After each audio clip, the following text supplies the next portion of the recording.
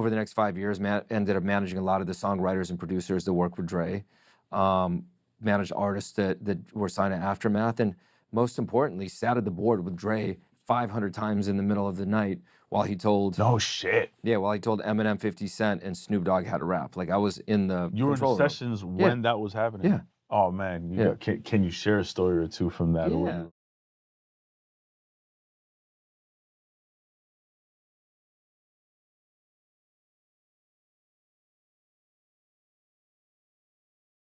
How are you, man? My brother. My brother. Thank you so much for inviting me to spend some time with you. No, man. I thank you for accepting the invitation to come and spend some time. This is, and I mean this from the bottom of my heart, it's an absolute honor to have you here on the podcast. You've been a friend, a brother, and a mentor to me in this business from the moment I got into it and met really anybody in this industry. You were the first executive at a high level that I ever met. You, Zach Katz, started a legal practice called Katz & Katz, managed a ton of producers like High Tech, who was first actually your client on the legal side, right? But then he asked you to manage him as a producer. Correct.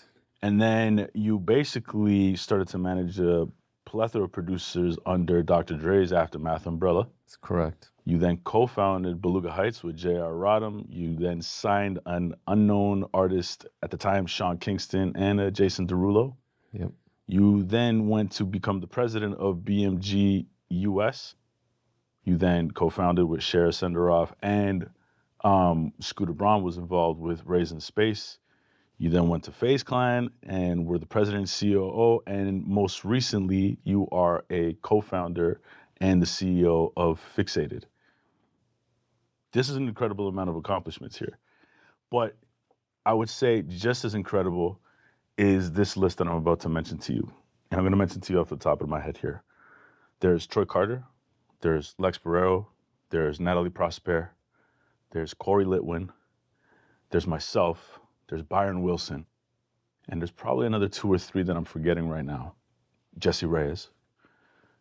All came on this podcast and all talk favorably about you. You've been somebody who has been in everybody's career. Tyler Henry was mentioned. Everybody has come on this podcast and talked very favorably about you. So it's why I'm excited to have you here, because you have seemed to have been a staple for a lot of us younger folks who were coming into this business trying to figure it out. And you seem to have an open door policy to communicate with all of these younger executives and artists coming into the business. It's amazing. Talk to me a little bit about that, and why do you think that you have that type of energy? Well, first of all, congrats on the pod. I love it. I think that setting tables and creating environments for highly intelligent and impactful conversations is something that a lot of people would like to do, but very few people actually accomplish. So congrats on everything you've done. Congrats on all the tables you've set to have these great conversations. And I think that, you know, it's amazing to see you tap into the side of your creativity, of your passion, of your, you know, of your leadership in the community. So I love it. I love to see it. I appreciate that. To me, it's really, really simple. I'm wildly passionate about people. To me, like, the most interesting thing that you can, you know, find yourself interacting with is not an incredible book, which is great to do sometimes, or your favorite TV show or movie. That's great. There's something that trumps all of it. The most interesting thing in the entire world is people. People are literally, to me, like 1,000 times more interesting than, it's like a video game in real life. Mm-hmm. These are like humans. Yeah. Multidimensional in a gazillion different ways. How can that not be the most interesting thing? So for me, interacting with, getting to know, understanding the superpower of the person that I'm sitting in front of is like, whoa. That's like what it's. I don't do it because I'm trying to be valuable. I'm doing it because, frankly, I think there's some form of fascination with humans, the way we think, the way we live, our strengths, our insecurities. I think all of that for me is kind of channeled through the question that I ask myself every single time, without even knowing that I ask it, which is, what does the greatest version of this person look like? Wow, okay. And that's literally the first thing that goes through my heart before it even goes through my mind when I'm sitting with somebody. So to me, it's like, if I can help a person figure out the greatest version of themselves, right? It allows me, first of all, to just that alone to be able to impact them. Number two, it allows me to now collaborate with the greatest version of that person. That's why a lot of the business that I've done, thankfully, has been successful, or at the very least, collaborative, harmonious, right? In a really, really positive, long-term way, because I'm always trying to interact with the greatest version of you. Right. And how do you identify these individuals? To be honest with you, I don't. The universe brings them into my world, and that's how life works. Yeah. You know, people show up, and I'm just open, because again, I think that people are the most interesting thing in the world. Yeah. Right. So of course I'm going to be like, yes. Right. You know, and when you have that yes energy, right, and then on top of that, you kind of have this joy in helping people and being that mirror. Yeah. And helping people actually see this version of themselves that they may not have imagined, and then ideally having the relationship enough with them to put them on the path to achieving that vision. It's like, man, what's more rewarding than that? Like, what, you actually impacted a person in that kind of way? Yeah. Shit, like, what a gift to me. Yeah. There's so what I mentioned, we met in Yeah. New York, and I don't know if you remember this, but I remember this very clearly. But Yeah. it was like a few days, it was like 2 or 3 days, a lot of meetings. Jessie hasn't put out figures yet. She's probably like 18 months removed from figures. It's, I want to say 2014, maybe summer, definitely of 2014, or it's a summertime, because it's really hot in New York. Yeah. And you're there, we meet, and it's like a scene out of Entourage. This is the first for me, like going into BMG US office. There's like a whole ton of shit happening over there. Like it's like Ari Gold's agency, but it's not, it's BMG US, and you're running the show. And then I remember going and sitting down with you. And honestly, I met with a lot of people at that time. I met with Rich Christina, who I like, who's good people. Randomly met with 50 Cent one time. And I had a lot of good conversations, but I don't remember any of the conversations. I remember the moments of being with these individuals, but I remember very specifically the conversation that I had with you. And one thing that you said to me sticks out to me to this day, but you gave me some game, and you said, there's 5 seats at a table for every artist in the music business. Do you remember? Of course. And what are those 5 seats that you said at the time? I mean, the premise of that conversation is, I don't think people really understand how valuable of a position they're in when an artist finds their purpose and their passion and their power. Yeah. They're just like, okay, like something is working. I think I understand myself, and it's starting to resonate, right? Like, now what do I do? Well, I think that I need a manager, I need a lawyer, I need a label, I need a publisher, I need a touring agent. Like, and it's just like, I just need. And to me, it's always like, take your time, because right now you have this incredible moment where all of those seats are empty, and all of those seats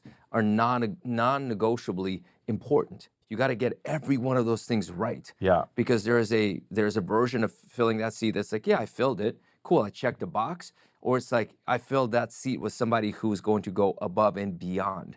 And if you can fill every one of those seats with somebody who's not just going to, quote unquote, do their job, but actually like live and breathe your career and your success, now you're really setting yourself up for success. Because, like, you know, the manager, like the days of like, I got a manager, how is it? Well, it's pretty good. I mean, yeah, you know, we kind of align, and we see the world through similar eyes. Like, that manager is going to be your co-pilot. That is arguably the most important person in your entire universe. Yeah. Right? You cannot like fill that seat with somebody that's going to be pretty good or really good. You got to fill that seat with somebody that's like, oh my God, like I found my soulmate.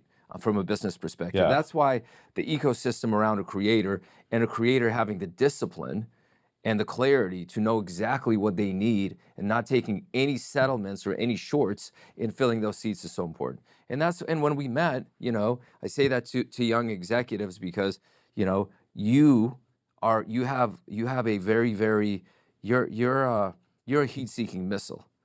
You're a guy that, you're a guy that identifies what you want to get, and you go after it. And you are laser focused. And I just remember wanting to say that to you, because it's like, there's times to run, and there's times to really take a step back and really and not mistake motion for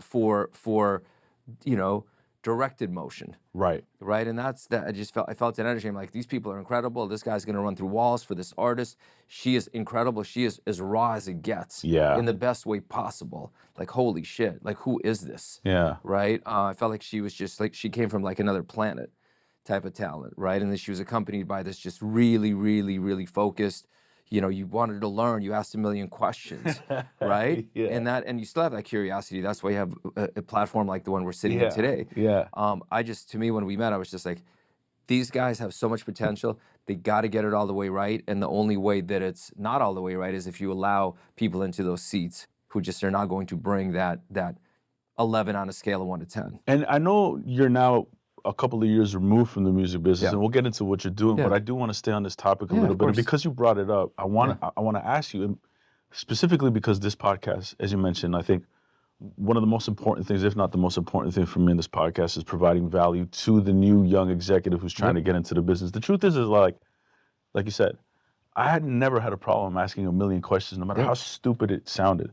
And I'd ask it 2 or 3 times just to understand it fully, right? But I know there's brilliant kids out there who don't have that, but are still amazing. But they get discovered, but some of them will.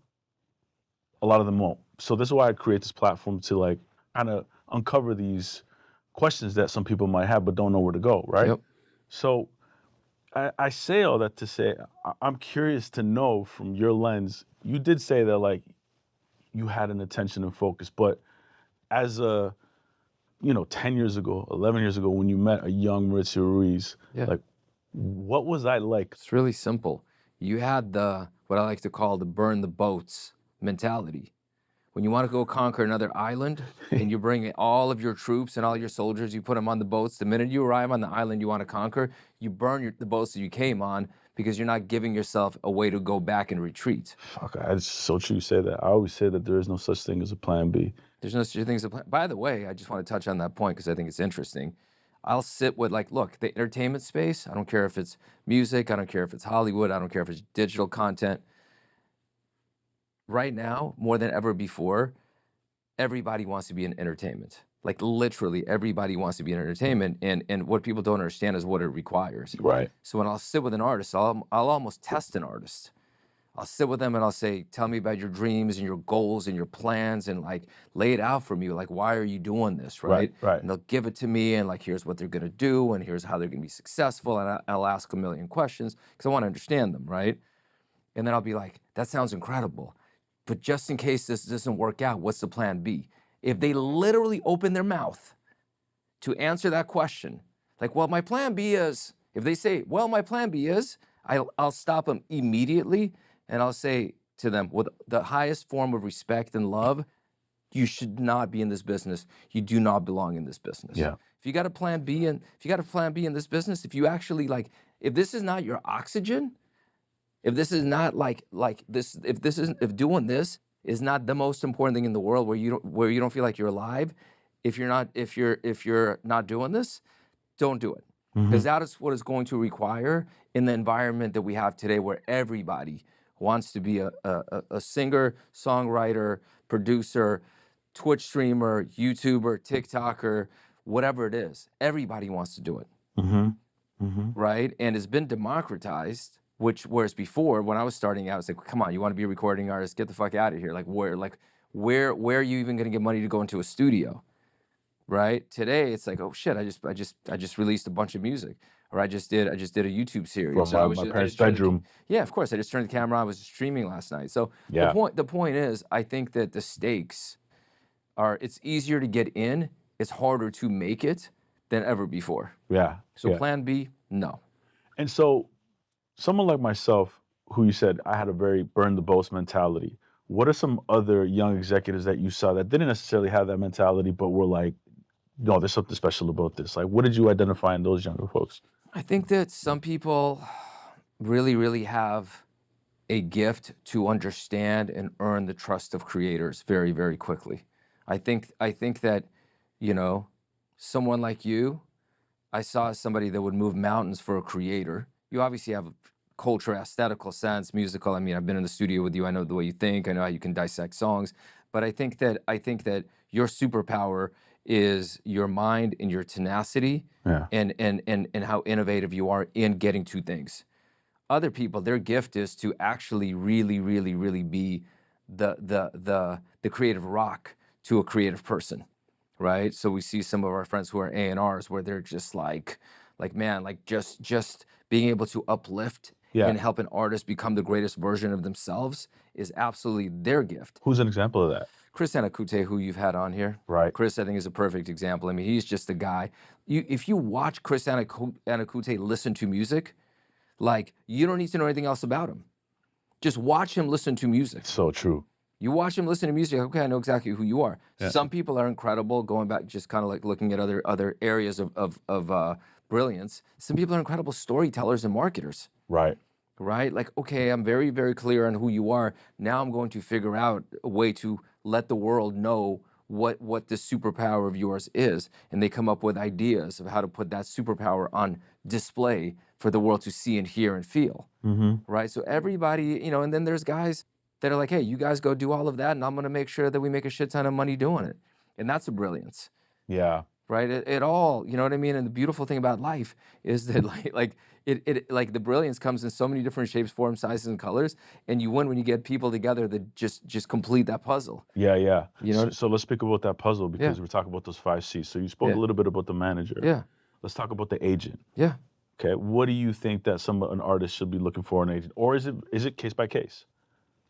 I think it depends, right? Like, look, I think that, in my opinion, you have to figure out as an artist what your superpower is. So Yeah. if you have somebody that is an incredible live performer, not like, I'm going to do it because I guess I should sell some tickets, but like, if you know you're there to perform, or you have a voice where like, oh my God, I can't wait to show this voice in a room or a stadium, right? Like, then that seat becomes that much more important, because they are your partner in putting that gift, the voice, on display, or the performance on display, or the way you move and dance on display. So it just depends. You got to craft the team, right, based on what the superpowers are of the artist. Yeah. It's not a one size fits all. Yeah. Okay. It can't be. Yeah. It shouldn't be. Yeah. So if I ask you, what should an artist looking for a record label? It's going to be different for everybody. I used to have people call me. Yeah. They're like, okay, I got this rapper. I'm going to send you some music. I'm like, I'll listen to it. I'm like, this is great. At what point was this? I don't know. Probably until about 5 years ago. Oh shit. Okay. And let me tell you why I say that. Because I actually think the thing that I was telling people, the thing that people used to call and ask me about, they already know now. Not for no other reason than that. People used to call me and be like, hey, I got this rapper, this, I mean, the music. I'm like, this is great. They're like, which label should I sign him to? I'm like, what? They're like, yeah, which one does rap good?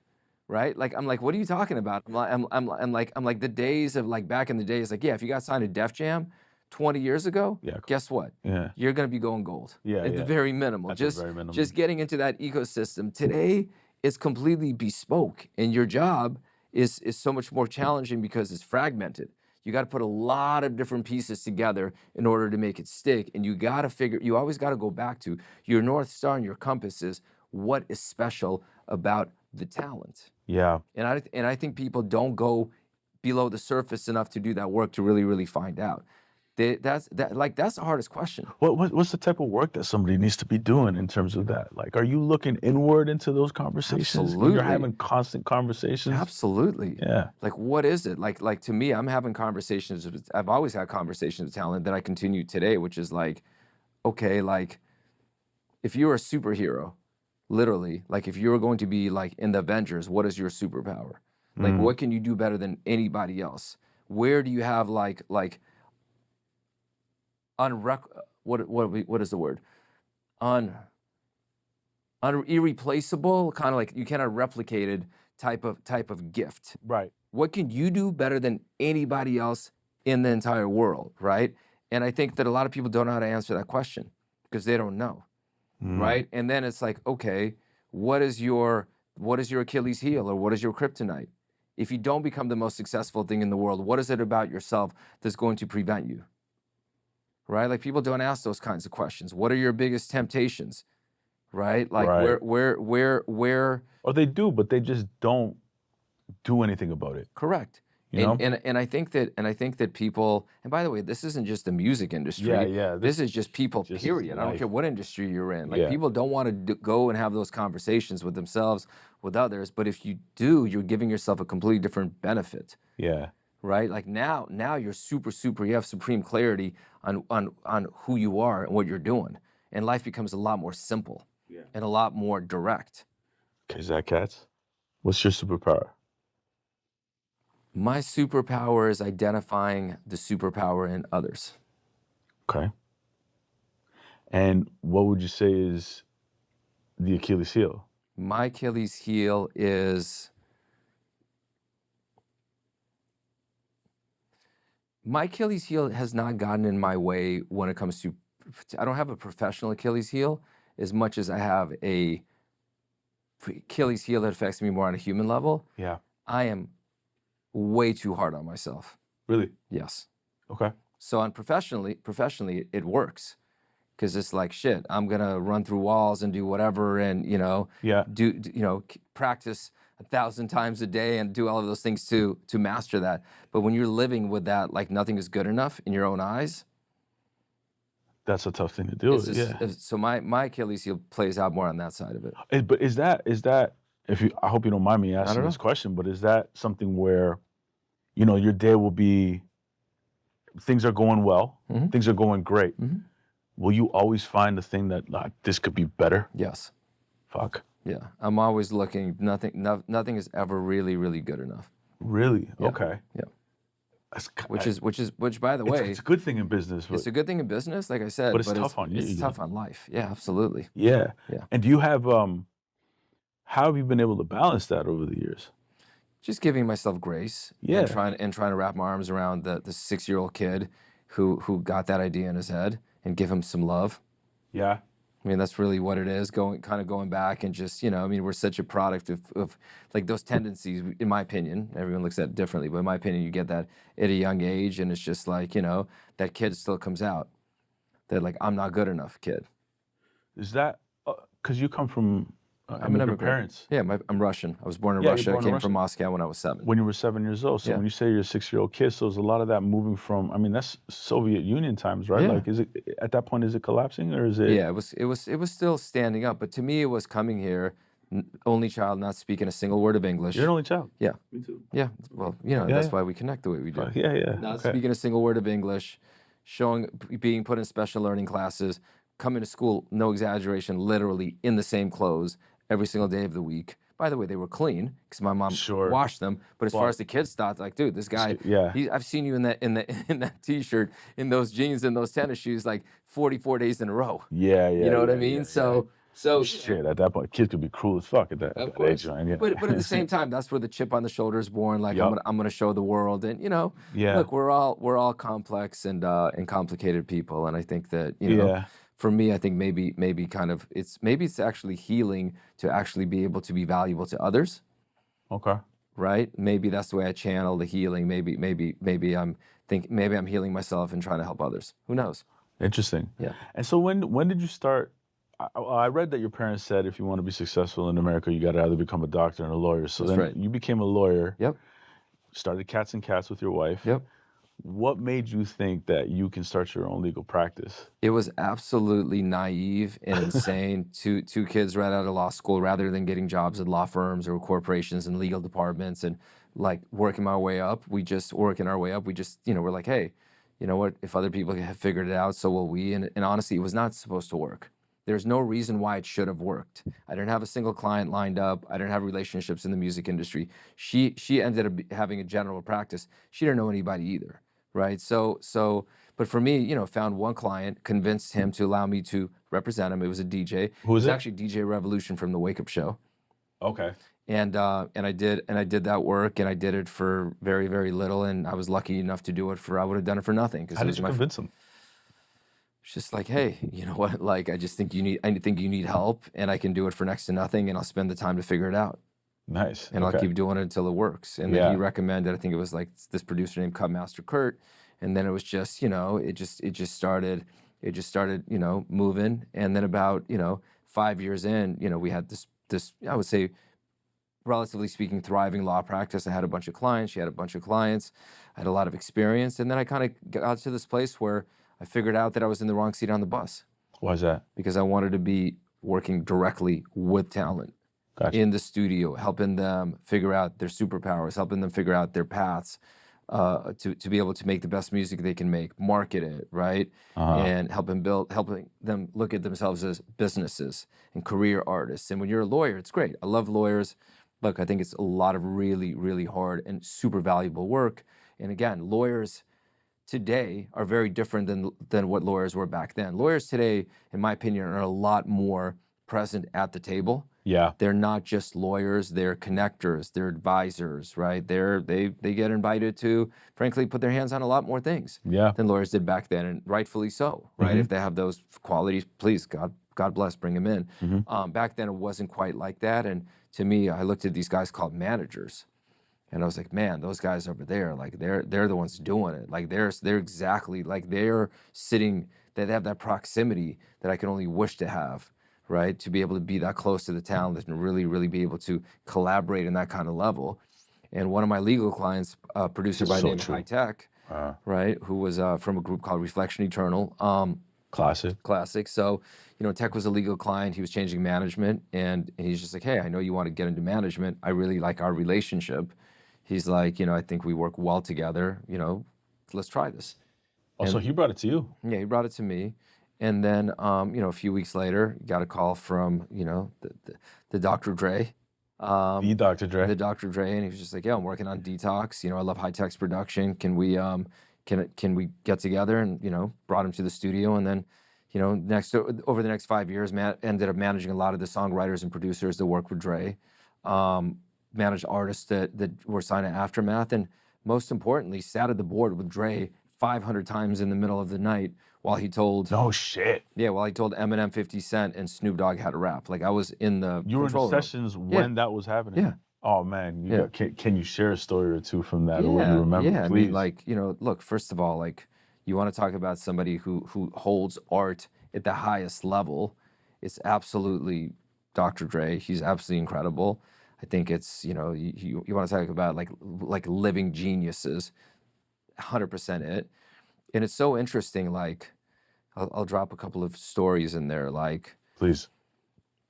Dre worked with musicians, right? Dre worked with musicians. Like in the session, you'd have, a keyboard player, even somebody that, and Dre touched the instruments, but he always had like really, really incredible musicians that he really, really liked. So you'd have a keyboard player, drummer, bass player, guitarist, somebody, programming the MPC or whatever.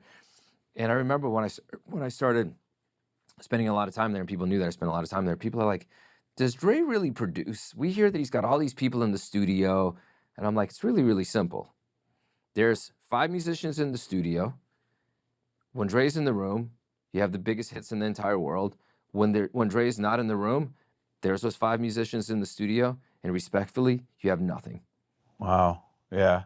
Because especially back in that time, people were thinking if the producer in hip hop wasn't doing every single thing, wasn't working the MPC, Right. then they weren't a producer. But I mean, Correct. that's not how it's been in the music business. I mean, Quincy Jones wasn't playing every instrument; he was orchestrating this thing. Yeah. And that guy was just a perfectionist, and I just remember so many times, we'd be in the studio till 3 or 4 in the morning, and everybody would be dancing, going crazy about a record he was working on, and we would show up the very next day at 4 in the afternoon, be like, yo, let's hear it again. And he'd be like, oh, I erased it. I got here 2 hours early and erased it. I came in early before everyone else. I listened to it, and it wasn't what it was supposed to be. And you know what I mean? It's just like this man, like he was non-negotiable with his vision. He didn't matter how much time and energy he put into it. It was like it was either good enough or wasn't. He was able to keep a distance enough with the music and really, really keep the standards at the highest level. That's interesting. So I mean, you learned that at a very young age, though. With how old were you when you were in the studio there? Probably say late 20s, early 30s.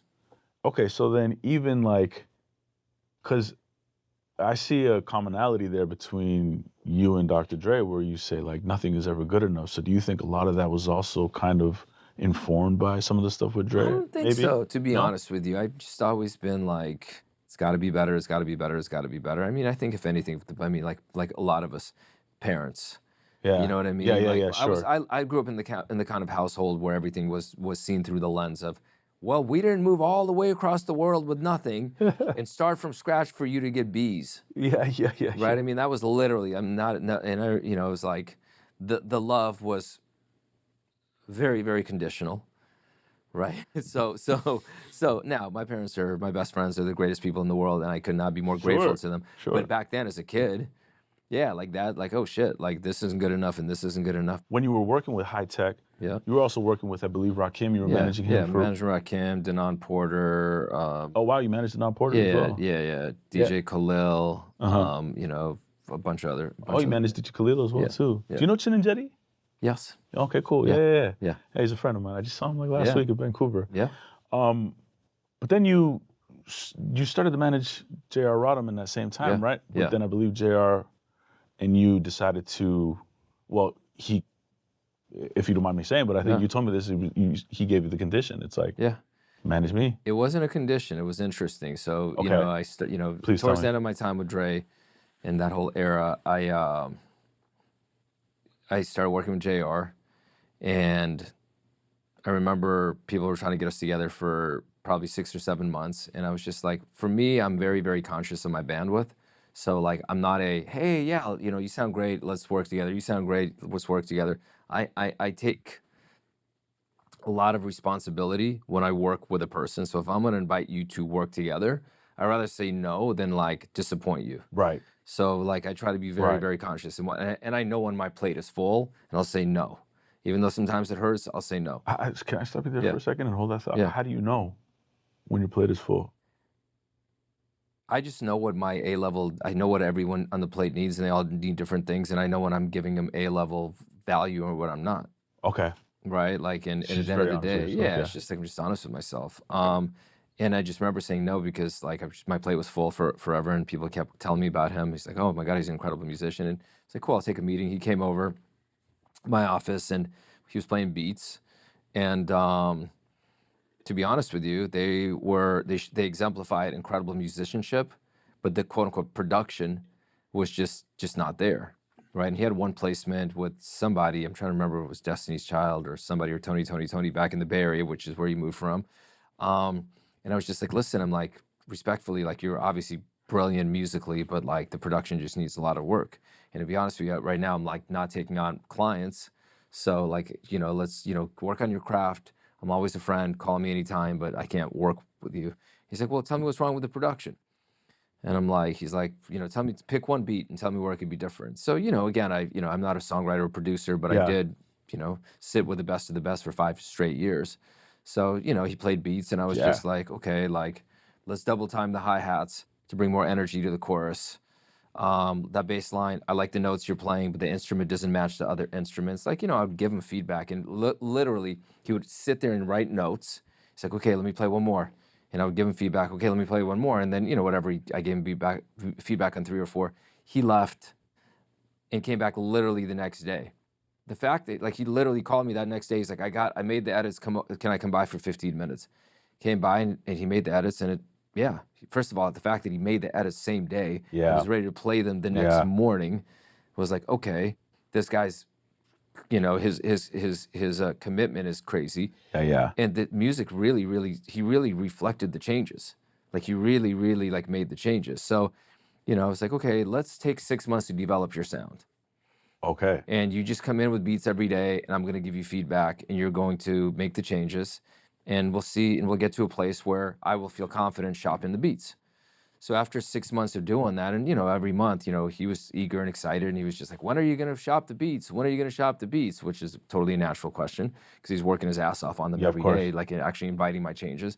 6 months in, took a beat CD. Back then it was CDs to New York. And back then New York was like the Mecca. Like you'd go to every studio was bustling, and you had, Right. you know, Busta Rhymes working in one studio, and then you have 50 Cent working in another studio, and then, you know, Lil' Kim was over there, and Mano was over there, and, you know, and I just remember taking the trip to New York, and I just walked into every one of those places. And when I came back to LA 3 days later, I sold 7 out of the 10 beats. No shit. People like, what the fuck is this? And who the fuck is this? So, you know, I'm like, hey, we're on to something. and and I would literally say over so. the next year, like Yeah. he literally had 60 placements right. paid for, papered over the next year. And I remember he called me one morning, it was super early, and he was just like, I haven't slept all night. I've been waiting for a decent hour to call you so we can talk. And I'm just like, are you okay? Like, what do you mean you haven't slept all night? What do you mean even, like, what's going on? Did you get into an accident? Like, what's happening? He's like, nope. He's like, I've been up all night thinking about like our success. I'm like, yeah. I'm like, you should be sleeping like a baby. What do you mean? Right? Like, look at what's gone on over the past year. And he's like, yes, but you have 7 other clients. He's like, imagine how successful we can be together if you only had 1 client. And to be honest with you, when he first said it to me, I really was shocked that he was insinuating, or more than insinuating, he wanted me to nuke my entire roster of people that I cared about, had put time and energy into, and and believed in. But luckily I had enough patience and enough, humility that morning to be like, thank you, appreciate the intention behind what you're saying. Let me process the conversation and let me come back to you. And look, it made me do an exercise that I do and have done ever since, which is look at everybody that I'm working with, everybody who's in my world, and ask how many of them want to not just be in the game, but actually be at the very, very top of the game, leading the game. And when I did that exercise, I had a lot of really great clients. But to be honest with you, they were happy just being in it, and there's nothing wrong with that. Sure. There's nothing wrong with that. Ambition is a completely personal thing. But this guy, Yep. he was somebody who was like, first of all, completely sober, number 1. Number 2, and he'll probably kick me for saying this, germaphobe, not a guy that you're gonna find at a strip joint, not a guy that's chasing girls, like a guy that's just like, hey, you know what, like this is it. And to me, when you work with people and people are demanding, it's great when their demand of themselves is greater than their demand of you. Right. That's the only way it seems it'll work to that level. And he was that. Yeah. He worked 7 days a week. He never took a day off. He worked, he worked to win. He was extraordinarily collaborative. And you know what, when I thought about it, I was like, you know what? And I went to my wife, who's been my partner, in the law practice and in this, right? Just like in what I was doing. And I was just like, hey, this guy's, 20% of my side of the income today. She was still practicing law.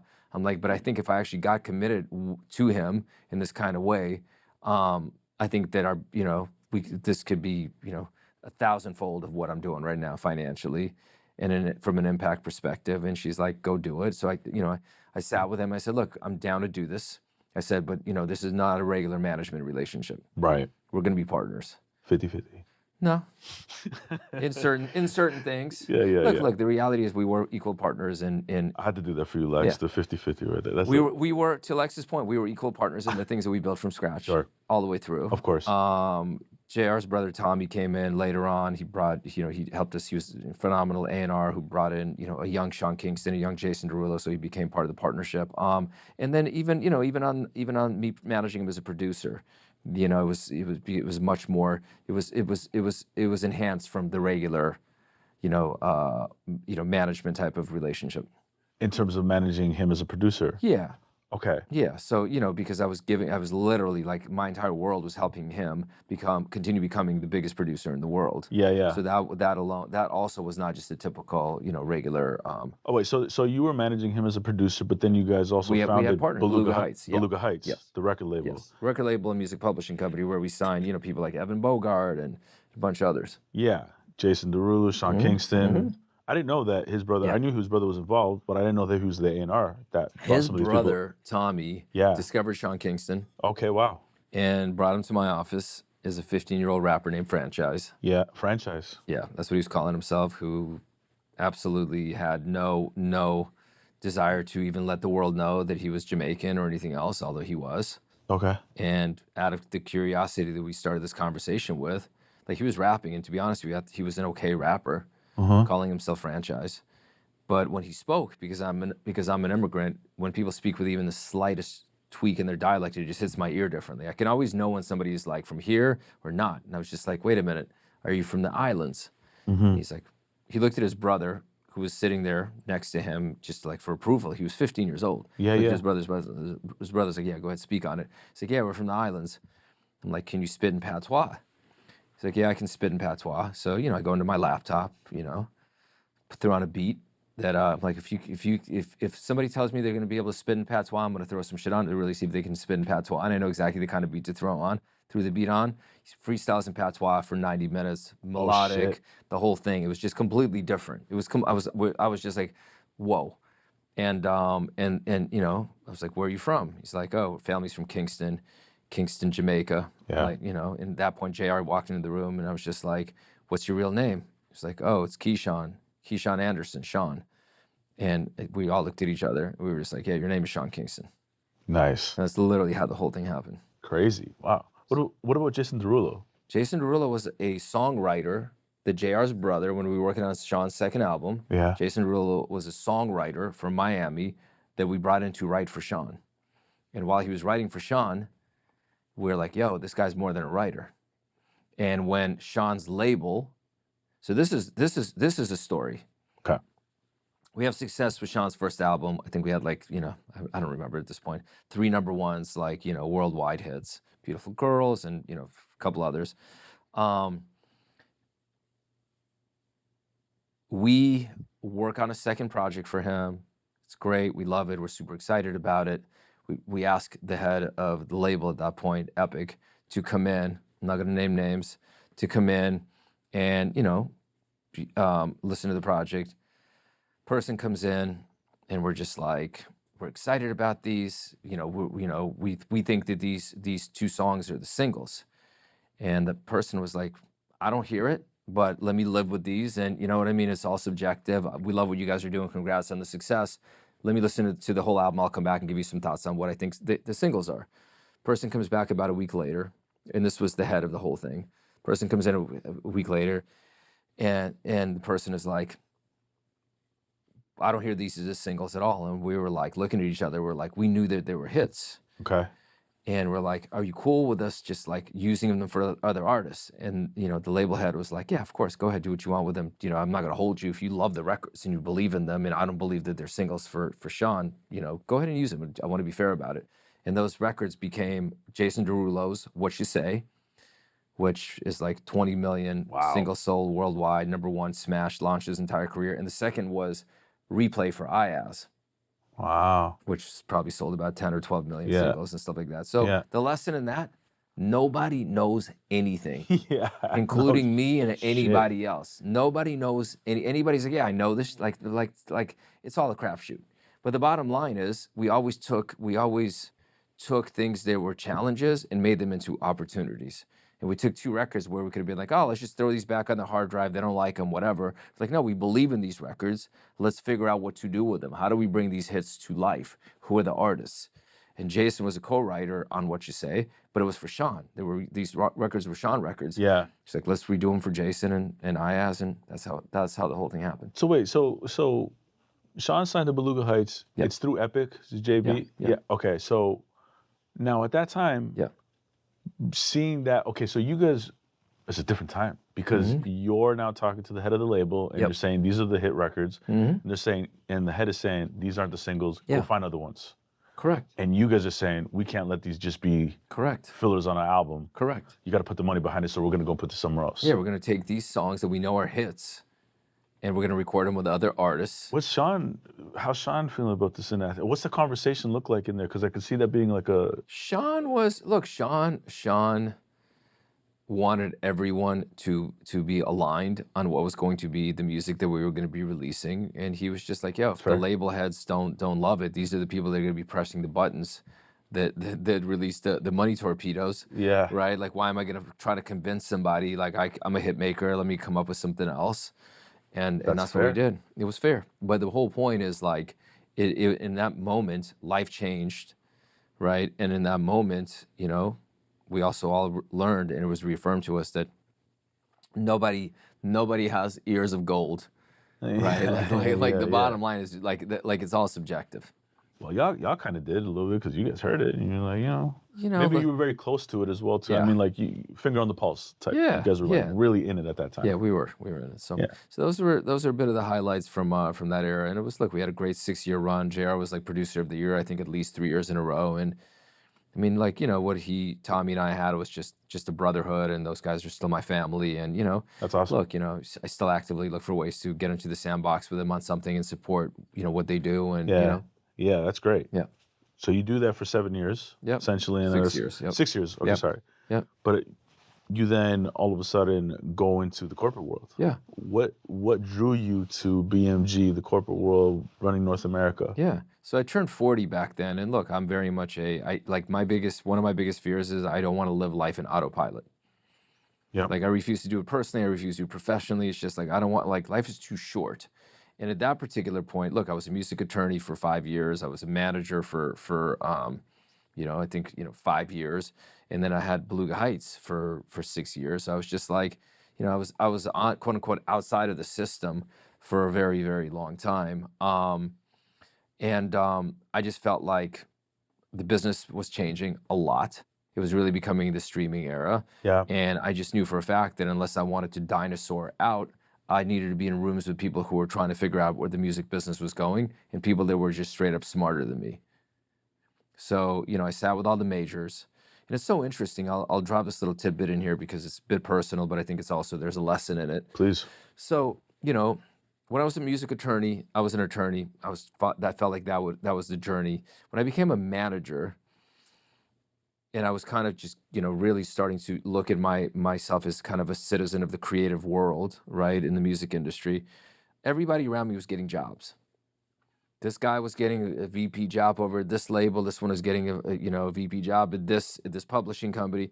To be honest with you, there was a bit of time there that I felt like that kid on the playground where they were picking teams for the basketball team, and it's like, I'm going to pick you. Yeah. And to be honest, for that time, there was a time when I was actually in my feelings.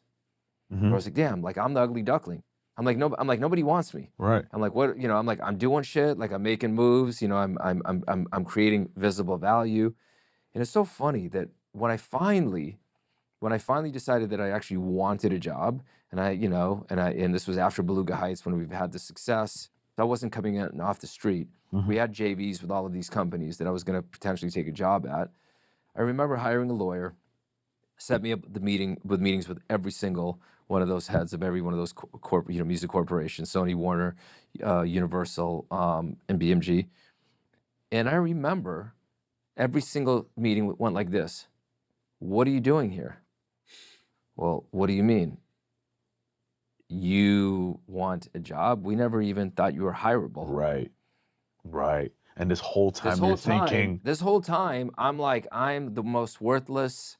I'm the ugly duckling. Nobody wants me. By the way, don't get me wrong. In thinking that, I didn't lay down and crawl into a ball. Yeah. I was like, guess what? Like, that's not for me. I'm gonna have to create my own path, right? Yeah. So it made me. Well, it's like this imaginary chip on your shoulder. Almost. And here's the best part about it.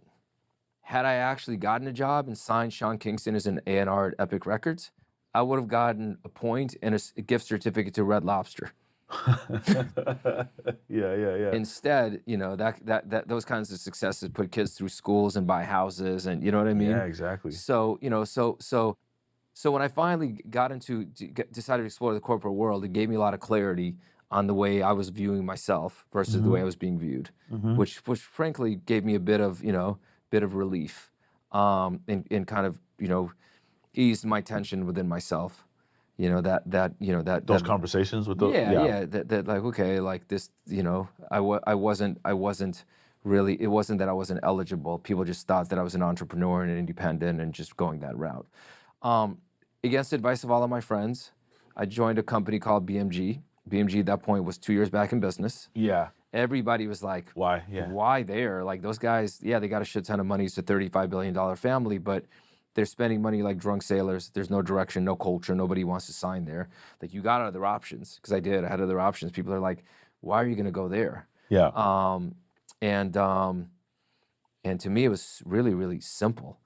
I'm an entrepreneur. I'm used to waking up in the morning with nothing, and I better create something of value. Otherwise, my family doesn't get to eat dinner that night. By the end of the day. here's this opportunity where it's like they are wildly resourced and frankly need direction. So to me, that was the opportunity of like, for an entrepreneur, those kinds of rooms, those kinds of environments, shit, I run towards those. Yeah. Right. So for me, BMG was just a no-brainer. And I joined there as a senior creative guy on the publishing end. We don't even have records back then. And yeah, just in a matter of 2.5. There was no records over there? No, at that point. It was zero, like. We only have publishing. BMG was purely a publishing company when I joined. Yeah. So I joined as a senior creative executive on the publishing end. And then in a matter of 2.5 years, 3 years, worked my way up to becoming the head of that company in North America.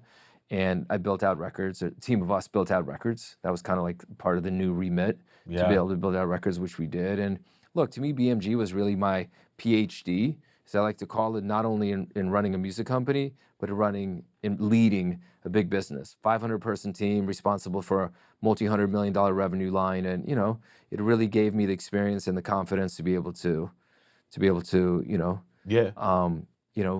go and run and lead real companies.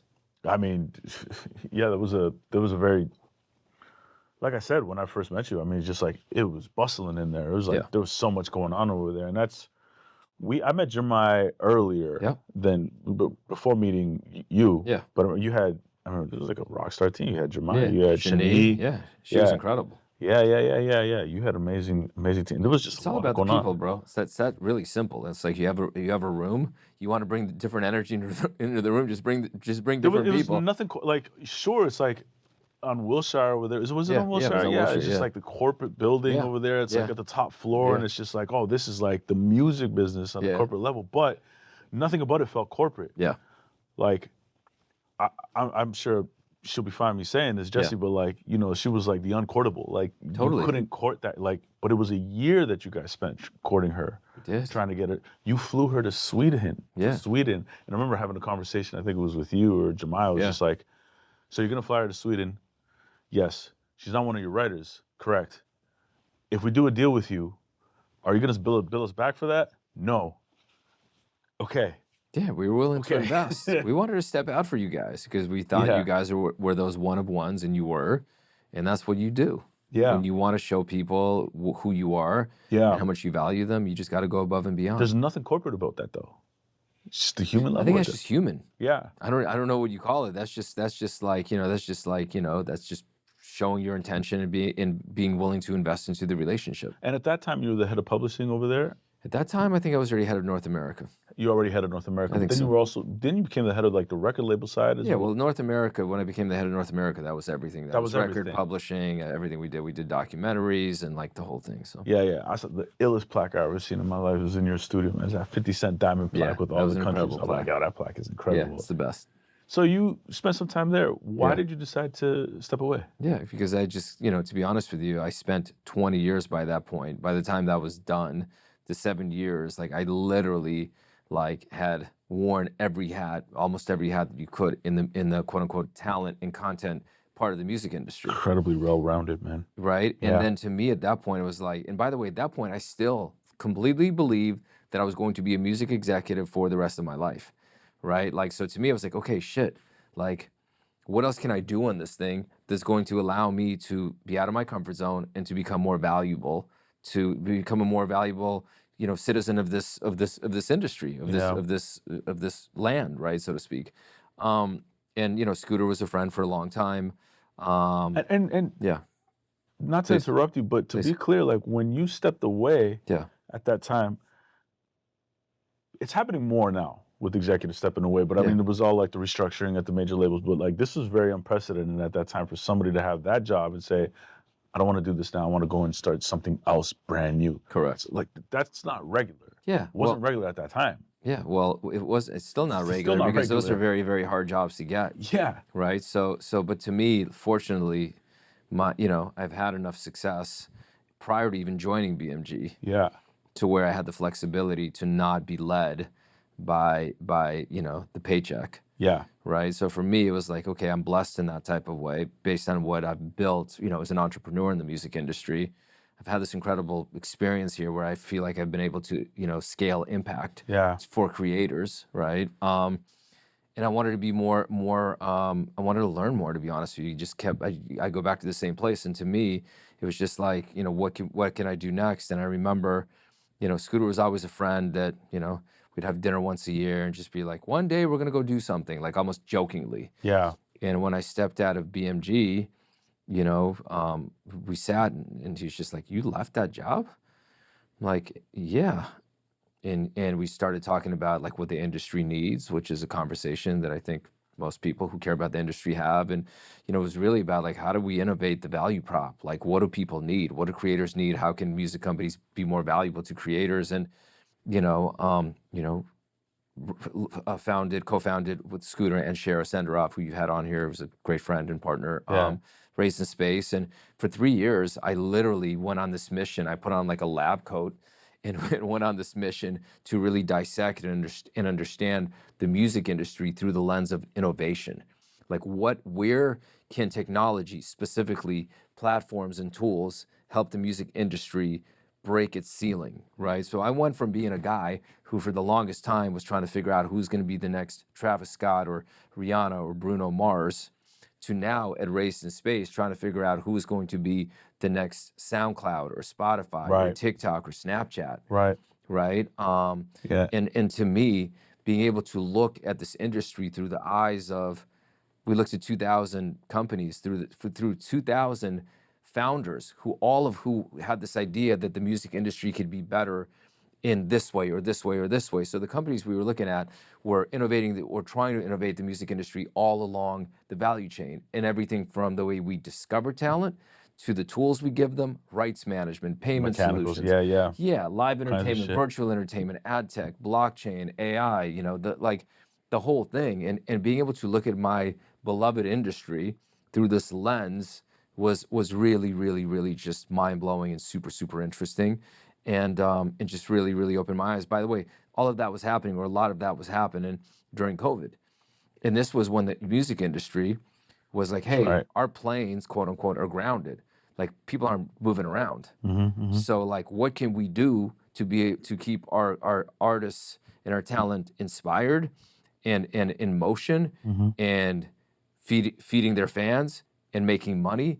So the conversations that we were bringing to the music industry around these platforms could not have been more timely, because all of a sudden here comes a platform that allows you to be able to live stream from your house. Right. Right? We saw the cameos pop up, right? So it was really a really, really interesting time. That's a high pressured moment at that time, right? Because you're trying to figure out who to invest in. Yes. You got partners. Who are you turning to in that time? Are you turning to routine, people, principles? Yeah. I mean, first of all, you always turn to the people in the cockpit with you. Yeah. That's a given, right? And I also will give credit to, at that time there was like a real community of people who really, really started paying attention to where the music industry needs to go next. So it wasn't just, the six of us in this cockpit, right? Like, the people were really paying attention to that conversation. And again, keep in mind, the planes are grounded. Everyone's sitting home at COVID. Everyone is on Clubhouse. Oh my God. Right? Yes. That era, right? So everyone's on Clubhouse. Like, everyone's got a show on Clubhouse, and everyone's just talking about shit that you never would talk Holy about fuck. if you actually had a job. Yeah. Yeah. Right? Like, if you who Yeah. like, so you got unlimited people that want to learn. That's Everyone true. saw this as an opportunity to learn, Yeah. to build a community, to support one another, Yeah. right? So look, it was a very, very challenging time for a lot of people. And at the same time, it was just it was really, really interesting. And look, for me, towards the end of it, what I ultimately came to the conclusion of was that about 3 years in is that I love investing and being an investor, because I love to give people resources. I love to give people access to my contacts and help them with strategy. But I always felt like being an investor is a bit of being a guest in somebody else's house. Yeah. It's a bit removed. It's a bit removed. And for me, like, I am so blue collar and dirt under my fingernails when it comes to do the work. Yeah. I want to have my head blown off Monday night. Tuesday morning, I got to wake up, screw it back on my head, and go back out there, right? Yeah. And being an investor is amazing, it's enriching and you're enriching others, but it's not full contact sport Right. enough for my disposition, Yeah. right?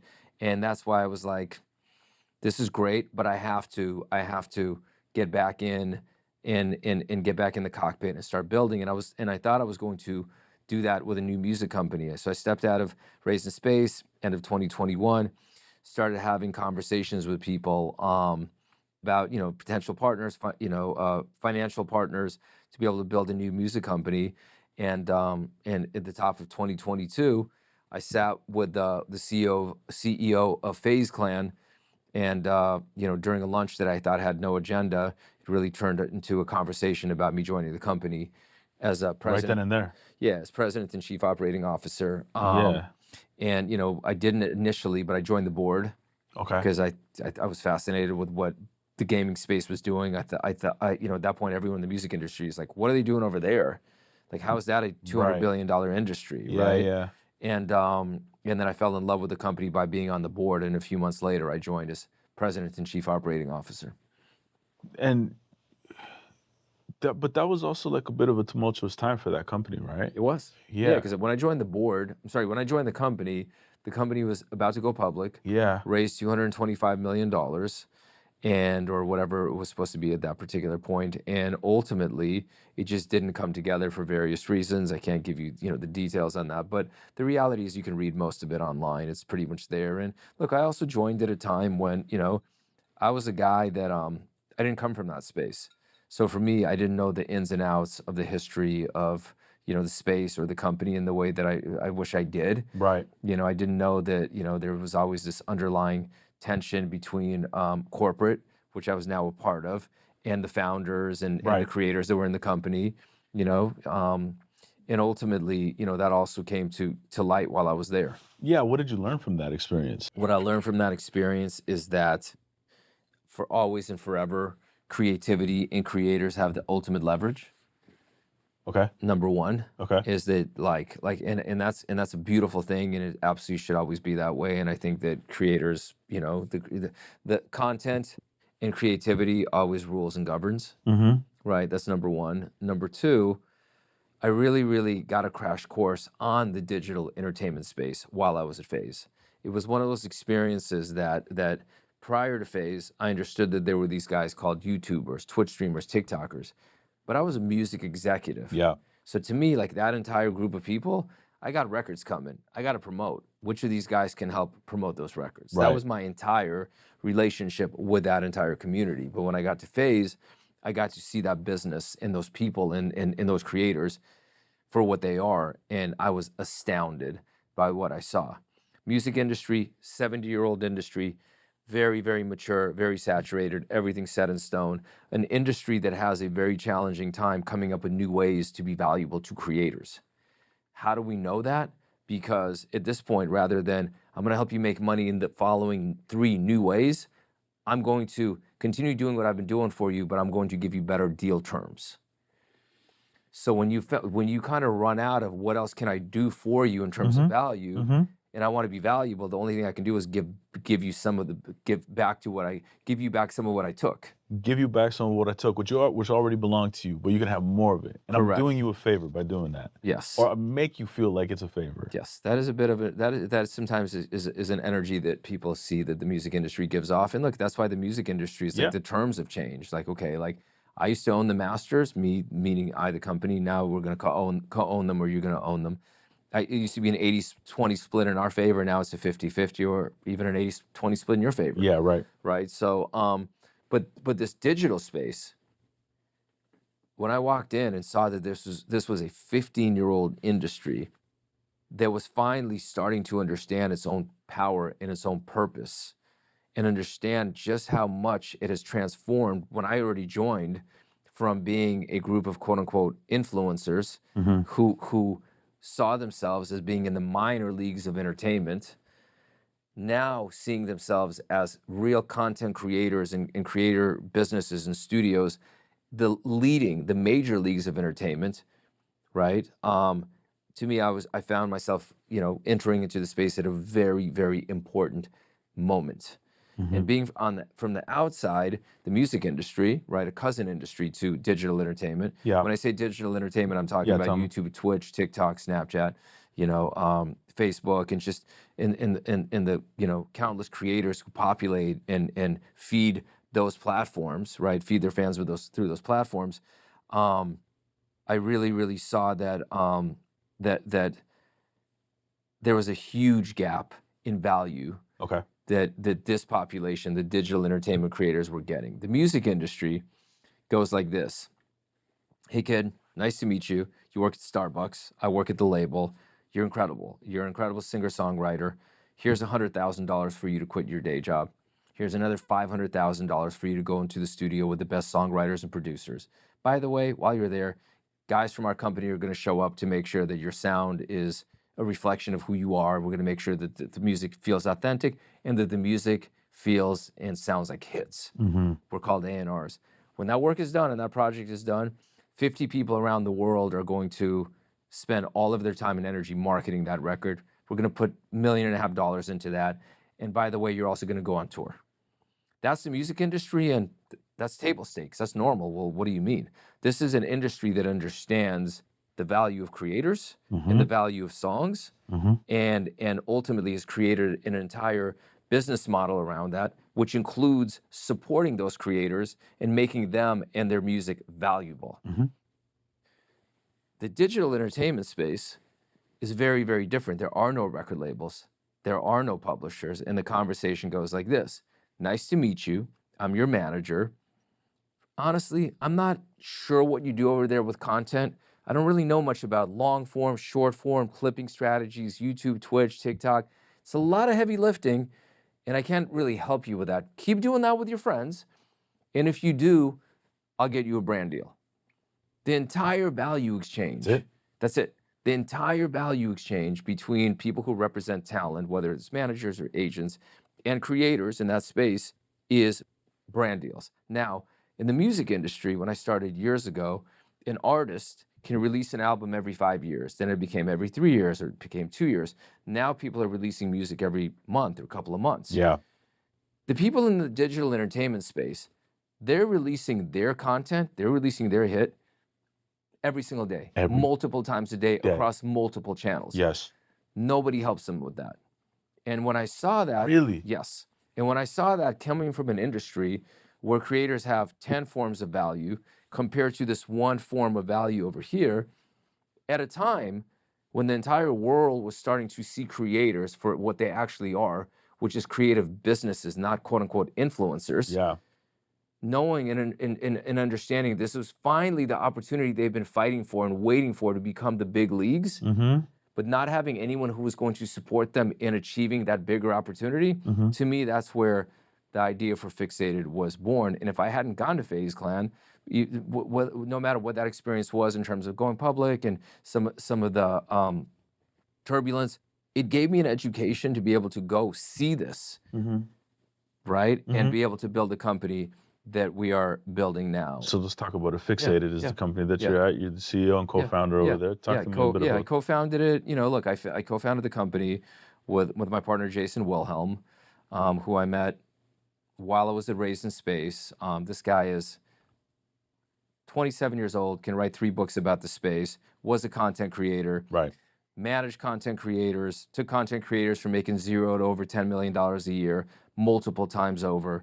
Co-founded a company called TalentX, which was a leading TikTok management company. So he's just a beast. And he living in a content house, creator house, and everything, right? He's one of those. He's literally, he just knows it. Literally one of the smartest human beings, And now, when you say he was a manager, but he was actually managing these creators, like how we were thinking about it in the music business, he was really managing. His version of management was that's where he and I connected on the value. He and I connected on, he was managing because he was a creator, so he understood what creators needed, but he was also extraordinarily entrepreneurial and smart. So his version of management was helping with content, setting up workflows and systems so creators can have better quality and create more content and not have to, oh my God, what if I get sick? Like, what am I going to do? I'm not going to be able to post, or if I want to take a vacation. So he always had all of his creators week or two ahead in Yeah. the way he systematized what he did for them. And then, of course, on top of that, he did brand deals and products and merch. But his biggest thing was being a creator, understanding the pressure the creators have from having to create content nonstop, and that's the way he managed. So that's amazing to me. So what you're telling me is in this creator space and still happening to this day, but for the most part, these creators that we streamers that we see on Yeah. TV, they're handling the entire Correct. ecosystem. Yes. Yes. Even I'm just gonna sound ignorant or naive, but like Yeah. even like a Kai Cenat and iSpeed, but they have more developed ecosystems. They have more developed because Yeah. they become businesses. Yes. Because at that particular point, when you're generating, and I'm not quoting numbers here, but when you're generating 20, 30, 40 million dollars a year, somebody's going to come along and be like, okay, let's build a company around this. Yeah. Let's structure this. Yeah, but you're talking about, you can count on two hands the number of guys that are getting that kind of No, support. for sure. I mean, I started to understand it. Funny we were talking about the pandemic was with Jimmy Donaldson, Yep, Mr. Beast. of course. Because the first thing that I saw, and I think went viral for a lot of people, was the recreation of Squid Games. Yep. I was incredibly impressed that this was on YouTube. Yeah. That's the first thing I ever came across. Where like, and then kind of just understanding this world. And I remember for like a year or two after seeing that, I would talk to people about Mr. Beast. Yep. And they still didn't know who Mr. Beast was. I'm like, no, this guy's massive in this world. Yep. But it still wasn't treated like Yeah, the big leagues, the majors. that's right. And but man, was I fucking studying this game because I was like, there's something happening over here. Exactly that's where it was impressive. going. And I think that like this US presidential election, whether one likes the results, doesn't like them, to be honest with you, irrelevant. It's not a political conversation. No. The biggest and arguably the most important seat in the world, the US presidency, was fought for on platforms like Aiden Ross, Nelk Boys, Call Her Daddy, Theo Vaughn, Joe Rogan. And if that doesn't tell you, if you see that inaugural ceremony, Yep. half of the audience was creators. Yep. So if that doesn't tell you the importance I say that all of the time. this space, then nothing is Nothing going will. to tell you the importance of this space, right? Yeah. So again, the reason I fell so head over heels for this girl called digital entertainment is being a guy who wants to be valuable naturally and wanting to be in environments where you can actually build value that certain people don't already have. It was just a no-brainer for me understanding all of this and learning all of it and getting that invaluable crash course at Phase, what I wanted to do next and where I wanted to do it. Right. And meeting guys like Jason and then bringing in, like some of our other partners like Phil Ranta and Ali Adab and some of these other guys who just really put together this Daniel Coughlin and Jeff Shavitz, and shout out the whole team. Our team, we have about 40 people. And when I say that we differentiate ourselves by really, really helping creators build careers and content, like 15 of our 40 are digital content strategists and experts. What does that mean? What does that great, mean? thank you. Like, who cares, right? Like, what it means is these are guys that are 16, 17, 18, 19, 20, 21 years old that prior to joining us were making 20, 30, 40, 50, 60,000 per month on their own content. Right? And these are guys that we've been able to incentivize to come in, right, and actually sit inside of our organization and help our clients build the best content they possibly can. Everything from ideation to scripting to filming to editing, thumbnails, analytics, all of it hands-on, all living in-house. And it's definitely been it's been well received. And I think the reality is everything that I've come up with, it was inspired by the music industry. It's like you and I starting a record label and hiring the best songwriters and producers in the entire world to be our A&Rs. Yeah. That's what's Brilliant. funny. It's not though, because it's like the music industry is already created the playbook. It just hasn't been adopted in this industry. Well, I mean, but that's why it's brilliant because it's right there in your face, but most people Right won't there. see it. They don't see it because they don't have that point of reference. They're just kind of building off of what's come before. And what's come before in this space is, hey, these creators are influencers. Let's get them some brand deals, easy money. Yeah. And go on to the next deal. Go on to the next deal. Nobody's looking at these creators as, how do I help you get your face on the Mount Rushmore of this space? Okay, so then now let's give me an example of that. Like, let's just get to a real example. How do you do that for a creator? Like, what are some of the creator we work very, very closely with? Is one of our clients, and we're so proud to work with him. Is a guy named Sketch. Which when we started with Sketch, he was extraordinarily special. we saw him on a stream, and it was just like, wow, like the way this guy puts on his magic show is like nobody else puts on a magic show. He was a Madden streamer, right? But the way he communicated, his sense of humor, his magnetism, his heart, it was just like it was so obvious that the world was going to fall in love with him, and immediately we just jumped in and convinced him to give us a shot to represent him, and it was just the entire thing, just making sure that it was full on content strategy, everything from helping him figure out who to stream with, what to do on stream, right? Obviously, execution in terms of YouTube, Snap, short form, clipping, like literally the entire thing. Our goal with Sketch was to give him the resources, even though he was new, to be able to move like he was one of the big dogs. Yeah. And it paid off. And it went like that. It went really It went fast. And look, to his credit, like he's got a real gift. Yeah. This is like a real gifted human being and a beloved human being, and he definitely has God on his side, right, in every way. But yeah, I mean, for us, like when you have a person like that and you can actually give them the right amount of attention and resources and focus and commitment and love, I mean, yeah, you can see that model works. What were one of the things that you noticed that was potentially lacking in Sketch's overall ecosystem as a creator, where you guys elevated? Yeah, I mean, look, when we met Sketch when it was Sketch and just Sketch. So there was all of this room to be able to come in and sit co-pilot with him and like really, really dig in and understand his superpower and his vision, and and frankly, he's evolved a lot over the past year and change, right? And just really, when you sit that close to somebody, you can actually watch their evolution. Yeah.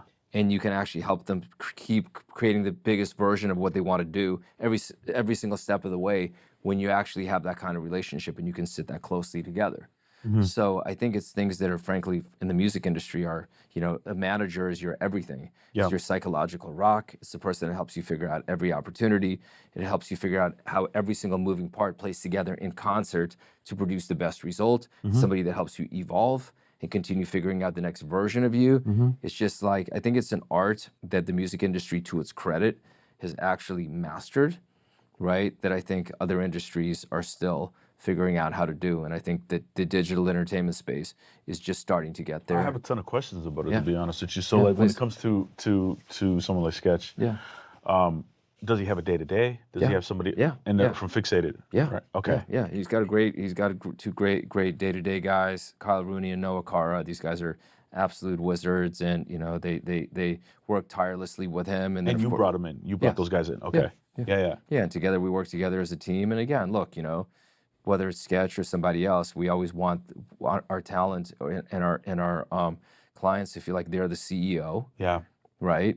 And for us, we're there as the COO to serve them and actually like bring their dreams and their goals to life. To fruition, yeah. That's it. That's really the job. And look, some people find that job to be an honor, which we do, and some people are like, oh, those are creators. They're pains in the asses. Still don't get it. They miss it. They don't get it. And by the way, you know what? That's okay. That's okay. Yeah.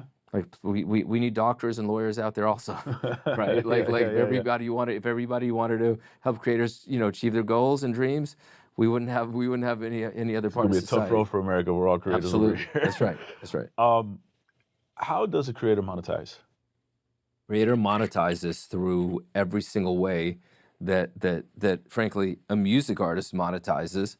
But I think that a lot of people are just focused on the low-hanging fruit, which are brand deals and merch and products. I mean, creator can monetize in everything from content, and there's several content channels, right, that your content can live on in terms of long form, in terms of short form, and every one of those platforms, whether it's YouTube, whether it's Twitch for live streaming, right?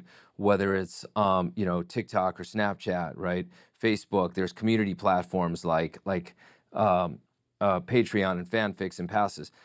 All of those platforms, what people don't understand is every one of those platforms has their own rules and their own systems and algorithms. That's why most creators, they're really, really good at one platform, and they don't really take full advantage of the other platforms. And in being a company that champions creators and helps them reach full potential, our entire team is focused on getting you on every single platform at the highest level of impact and monetization. So just the content side of the business alone is extremely broad and very, very deep in terms of monetization.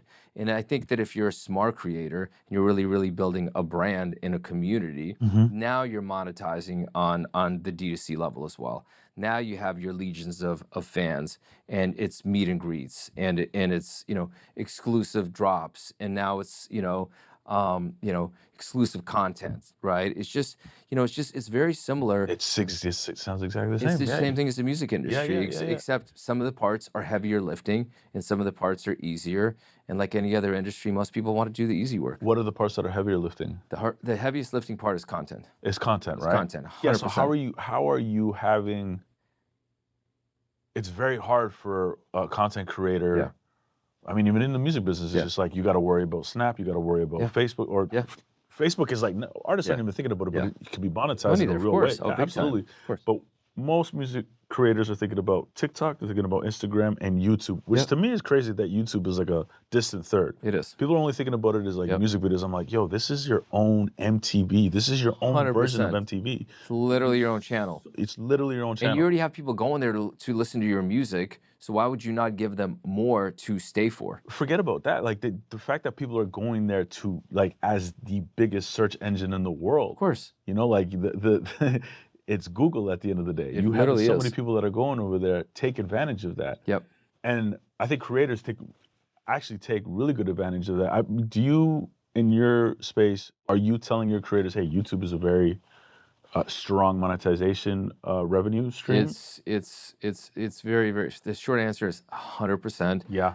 With creators, there's really two main paths. The creators we work with, there's two main paths where number one, it's either your YouTube, Yeah. which is the main course on your dish, and it's literally like the main channel, the main platform that you are feeding your audiences through long form content, and then you're surrounding that with your appetizers and your desserts and your side dishes and all those things, which are usually whether it's TikTok, right, Snapchat, Facebook, right, all of these other platforms, right, and we look at the other ones. They're monetization engines, but more than anything else, they're actually marketing for the main event, for the main dish called YouTube.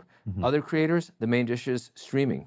So Twitch people are either on or- Twitch or they're on Kick or on or some Kick. of these other platforms, Yeah. and then everything else surrounds that nucleus, that main course, including YouTube. So that's the only time where YouTube is in second position is when somebody's a dedicated streamer. Yeah. YouTube becomes the kind of like you have your cut downs, the best moments from that stream on YouTube. Some Twitch streamers also try to do vlogs on YouTube in addition to just the cut downs. But you got to pick. So either you're a streamer, right, or you're going to be a YouTuber, and it's one of those two rails you're riding. And of course, there's certain creators that don't do long form; they only do TikTok. But the reality is, most of them understand that they better figure out long form if they're going to be here 5 years from now. Okay, interesting. Yes. Yeah. Now, what do you suggest that creators take versus Twitch or YouTube? So easy to answer that question. It all completely depends on your superpower. If you can turn on a camera on yourself and for the most part unscripted, keep people engaged and entertain for 3, 4, 5, 6, 12 hours, it's absolutely Twitch. Yeah. If you're somebody who's methodical, if you're a storyteller, Yeah. if you wanna be able to, lay out, escapades and storylines, but all planned out that continue like building on the arc of who you are, what you want to show them, it's YouTube. If you're somebody who doesn't feel comfortable just turning a camera on and being live and on the spot, it's YouTube. So it just depends on what is your constitution, your human constitution. Are you somebody that feels really, really comfortable in a live on the spot setting, or are you somebody who's like, hey, I'm going to create a bunch of really, really thoughtful things. I'm going to edit them, put them together, and that should be the product people get to see after I've made the best version of it. Yeah, I was looking at your roster the other day, and I think it's a great roster, but I found it really interesting that you guys have Ronnie Coleman on there. Yeah. How did that come about? We love Ronnie. He's incredible. We brought in an amazing manager who has a great fitness roster named Anuj.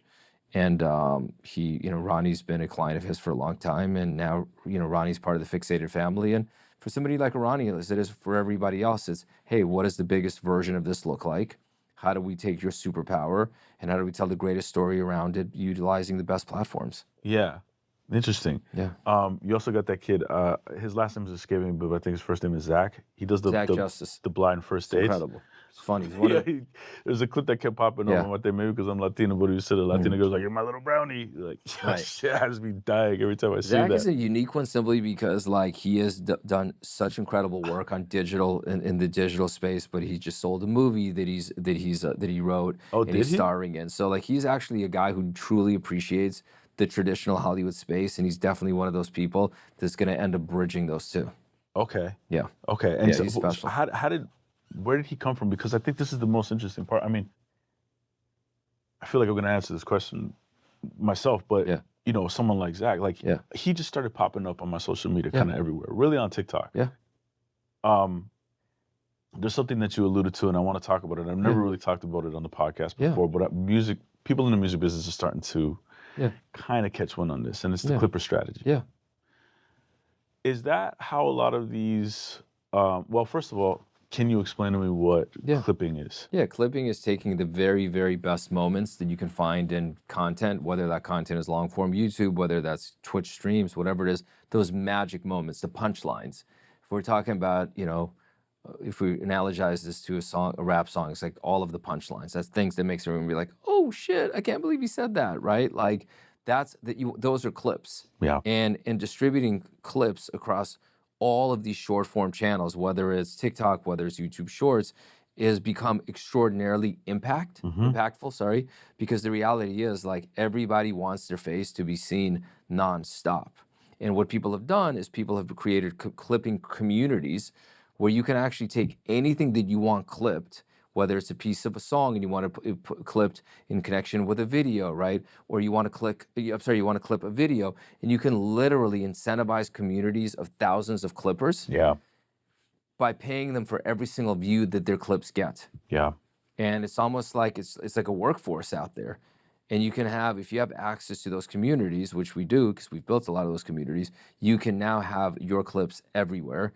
And it's not hey, give me some money and hopefully I'll get your stuff clipped. They don't get paid until the views come in. Yeah, so you're literally on a CPM model. It's a CPM model, exactly. Yeah. That's right. And how can you? So you said that you created some of these communities yourselves. So you guys have internal communities within Fixated. Yeah.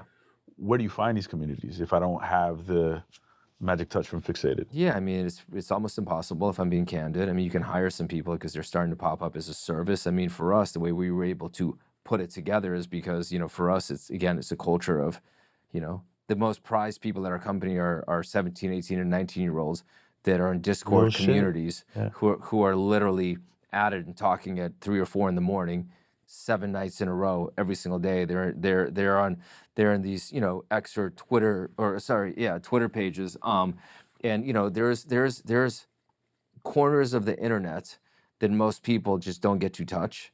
And those corners of the internet are where the creative leaders and the tech leaders live. And if you can earn the trust of those people, they'll bring in the next and the next and the next. Mm-hmm. And once you have that is your moat. Sorry, you said when you earn the trust of those people, which people? We're talking about those creators and those clippers and the people that actually understand where all of this is going and ultimately understand where the dollars can be found on the internet. Gotcha. So you're basically bringing these campaigns over to these clippers and then on a constant basis, making sure that they're getting paid out. Yeah. And the more that, would you say that the more campaigns that you're bringing from higher profile, or is it just revenue, or is it budgets? What is it, a combination? It's just a question of, number one, budgets, and number two, what's going to be easiest for them to be able to make money from. Get the views, It's a business for them. Yeah. Yes, it should be. So essentially, in the music business, we have hit records. Yeah. For them, it's like a hit clip. Correct. If you're bringing them hit clips and you're bringing them money to go and distribute it, that's right. It's going to be easier for them. That's right. Yeah. Yeah. Such an interesting world. And I think everything you're talking about right now, it's just the times that we're in, it's 2025, and I do feel like artists do have to start thinking about it this way. Yeah. Unfortunately, it is, a lot of artists want to just stick to the music, and that's their right. I understand that, but I mean, there is a world over here that we do have to realize that there are other avenues to monetize, and that is the responsibility of the manager.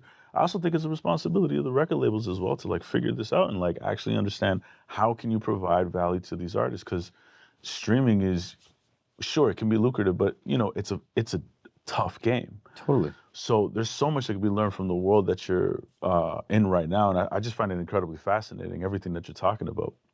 I think that the music industry can learn a lot from this space, but I Yeah. think this space can learn a lot from the music industry and what we talked about earlier Vice in versa, terms yeah. of all of the value in looking at artists and looking at content creators in the way the music industry looks at artists in terms of looking at careers, valuing content, giving them support on their content is a huge lesson that could be learned from the music industry, and the music industry can learn from the digital space of how to market and how to build audiences and how to incentivize marketing in a completely new way. Totally. I manage an artist named Scratch Bassett.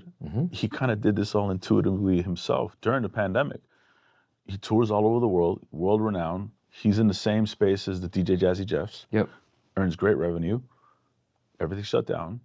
All of a sudden, started doing a Twitch stream. He's got something called Tuesday Morning Coffee. Created his own VIP subscription. It's not even on Patreon. Yep. It's his own service. He's got almost 500 people on there. Amazing. Subscription model is paying, you know, $10 Yep. a month. Yeah. Is real revenue, and he's thinking about this like a creator, but he is in the music space. And I remember when I first talked to him, I immediately was so drawn to all these other businesses that he was building. Yeah. And he was just thinking outside of the box. Yeah. And this is somebody that just continues to innovate and continues to try and figure it out. Love it. Yeah, it's amazing to see it. And honestly, by spending time with Scratch and even just doing the research and doing all of this, I started to just kind of think about exactly what you're saying. I'm like, there's ways to monetize in this business, and it's not just through, for me, like most people are asking me, but like, well, how do you monetize? I'm like, yeah, you can do the brands and the sponsorship and the AdSense, and sure, it adds up if you like getting millions of views, for sure. But there's so many different avenues. Like you could do IRL, you could do the meet and greets, you could do soft merchandise, you could do textile merchandise. There's so many different things that you could do. So Big time. Yeah, it's just a matter of your imagination, your creativity, and prioritizing the right things to focus on, for sure. You've built incredible teams across your entire career. How are you thinking about building a team? You got to understand like what kind of culture you want to build. What are your values as a company? So first of all, you have to be clear on what you want to build before you can even invite people to come into it, right? It's not like, oh, this engineer used to work over here or this A&R used to work over there. That's fine. I'm not taking anything away from there. But are they going to be able to align with your values? Are they going to be excited about the mission of what your company is doing? Are they going to want to go on that adventure with you, right? Are they going to fit in the culture? I love that, yeah. Right? Are they going to, you know, are they doing the right job, right? Are you putting them in the best position? And then getting people in is one thing, but I think there's a lot to be said about creating an environment where people can actually thrive. I think a lot of people, you know, I love talking to people, so people will come and will sit and they'll be like, been at this job for 3 years. Like, how old are you? Well, I'm, 32. Well, are you clear on who you want to be at 35 if you're still at this company? You fucking said that to me, actually. Right? And the answer is most of the time, no. Well, look, if you really want to work for a company, go sit with the company and be like, hey, in order for me to be here for the next 3 years, here's who I want to be 3 years from now. Can we put a roadmap, right, of what you'd like to see me accomplish and deliver for this company in order for me to progress from here to that goal of being in that position 3 years from now? If you're not having that conversation with the people that run the company, you're playing yourself. And if they don't want to have that conversation with you, it's probably not the right environment. And I think the right companies are being proactive with understanding what the ambitions of their team members are and putting them on roadmaps to get there. So they never feel out of place or out of step with building a career inside of that environment. And I don't think enough people think about it that way. No, that's great. And then so now let's take that example. Yeah. You bring somebody into the environment, into the company, but they don't necessarily fit the culture. How do you get somebody to see the vision and to get aligned with where you're trying to take the company? Yeah, I mean, I think first of all, not everybody's meant to be in every single environment. So, but let's put that aside. I think that in order to get people aligned, You know, I think it's helping people understand themselves, right? And actually starting by putting them in a position where they can, where number one, they feel understood, right?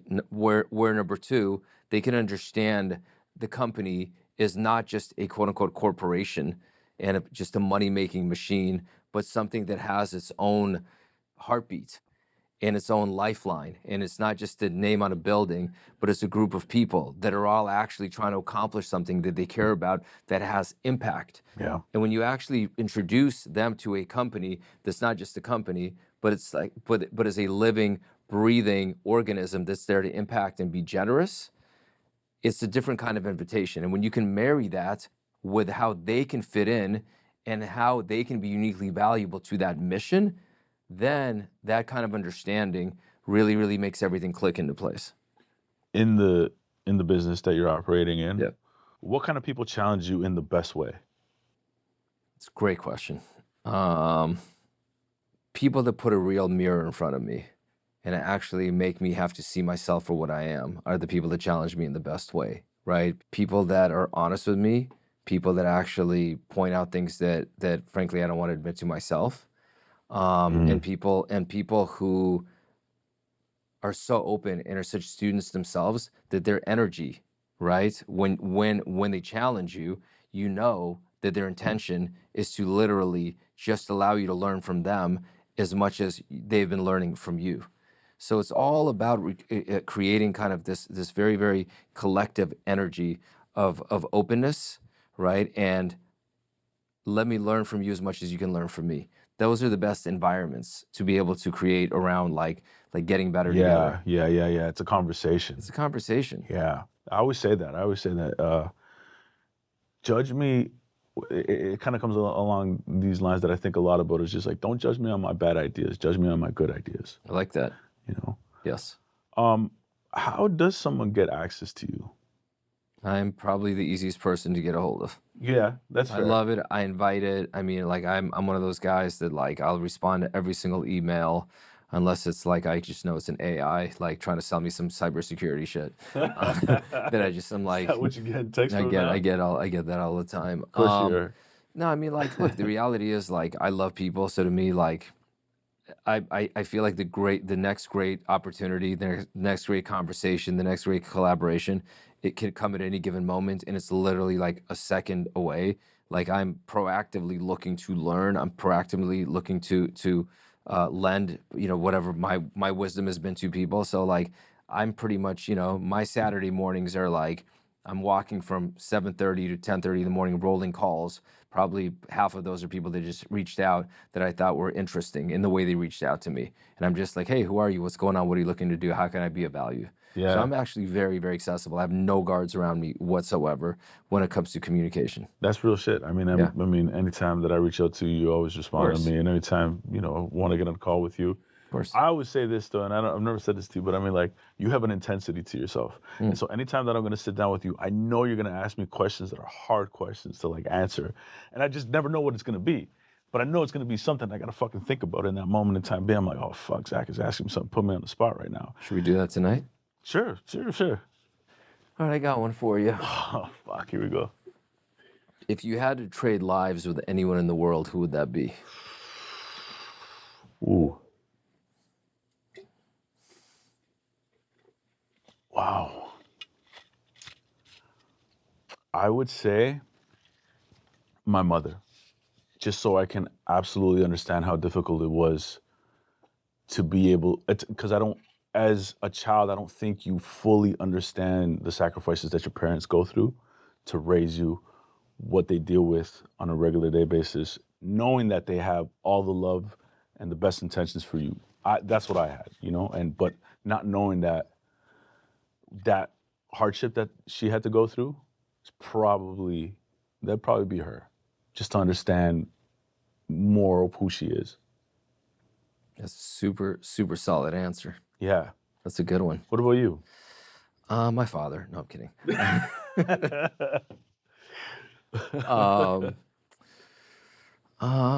Man, it wouldn't be the obvious, typical, like, Elon Musk or the next, the next billionaire, it would probably be like, I don't know, Gandhi. Yeah. Somebody, it would have to, if I'm actually going to actually do that, it has to be somebody that's like a historic figure. So let me ask you this then. Yeah. Who would you want to meet, dead or alive? Wow, that's a serious question. I try. Been doing this for almost a year now. Getting better. I would want to meet Bill Gates. Okay. Yeah, I just think that I'm surprised you've never met him. No, I haven't, but he's such a brilliant mind, and I just think that the way they've pivoted that company and what he's built, and just like his philanthropic efforts and everything else. I mean, like the fact that he's just continued being present with impact for so long at this point, I think is super, super interesting. Yeah, it's a good answer. Yeah. Yeah. This has been a great conversation, and I'm trying to figure out how we're going to pivot back to this one question that I have about Eldridge, but I think it's an easy way to do it. You talk about that you're like an open resource, or you're open to a lot of people to communicate with. Yeah. I think you've seen a lot of success in a lot of different companies that you've built. Yeah. Where you built it from the ground up with great partners. Yeah. And now you're getting a great partner in Eldridge, where you have strategic investment, is that you would call it? Totally. Yeah. At the price point of $12.8 million total. Yeah. They just they invested 10. They just and then we had other 10 investors that put in other money. Yes. How did that come about? Yeah, I mean, look, it goes back to, being an artist or being a creator of something that has the empty seats at the table. It's the exact same thing. Like, you can technically get money from anywhere, but you want to have somebody that can actually, in addition to cutting the check, and by the way, cutting the check is already valuable. I don't want to take anything away from it.